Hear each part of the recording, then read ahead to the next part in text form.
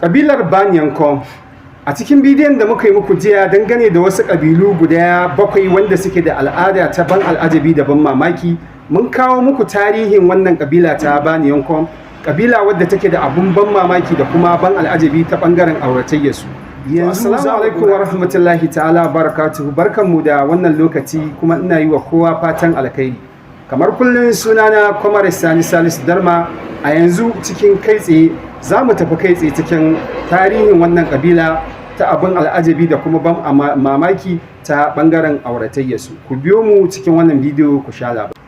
Ƙabilar Banyanko ƙabila ce wadda take ƙasar Uganda, wadda take Western Uganda wajen Tanzania da kuma Rwanda. Kuma babbar ƙabila ce wadda take daga cikin ƙabilun da suka haɗu suka samar da masarautar Ankom.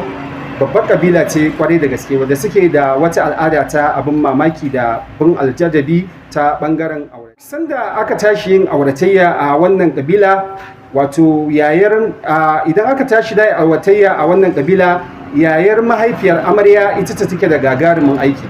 Gagarumin aiki a nan gurin shine yayar ita ce za ta je ta tabbatar da cewar ita wannan amarya tana nan tare da budurcinta ba ta sarayar da shi ba. Haka zalika kuma za ta koma ɓangaren ango ta je ta kwana ɗaya da angon da ake so za a ba amarya domin ta tabbatar da cewar shi wannan angon yana da ƙarfin jima'i, wato ta ɓangaren haihuwa. A nan gurin suna nufin cewar domin wato a tunaninsu da kuma tsarin ɗabi'a da al'adarsu cewar idan shi namiji ba shi da ƙarfin jima'i to shi kenan ba za a samu haihuwa a tsakaninsu ba. Saboda haka yayin mahaifiyar amarya za ta tashi ta je ta kwana da ango kwana guda ɗaya, wanda za su tabbatar da cewa lalle wannan angon yana da ƙarfin jima'i.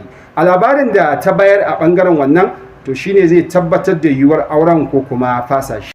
Saboda zuwan addinai da kuma tasirin wayewa, wato zuwan addinin musulunci da kuma kiristanci ya sa wannan al'ada tasu ta saraya, domin suna ganin cewar a ce sai an je an gwajin budurcin ya mace sannan kuma shi namiji an zo an kwanta da shi domin a sanin yaya karfin jima'insa yake, to suna ganin cewa wannan ya take hakkinsa a matsayinsa na bil adama. Saboda haka da yawansu sun daina yin wannan al'ada saboda wayewa irin ta addini da suka samu.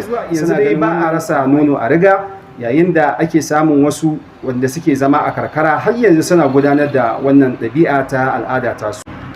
Littattafai da dama da muka duba sun ba mu ƙarfin gwiwa kwarai da gaske wajen yin shirya wannan bidiyo. Ɗaya daga cikin littattafan shine The Evaluation of Ankom Society Debit, wanda aka buga a shekarar 1900.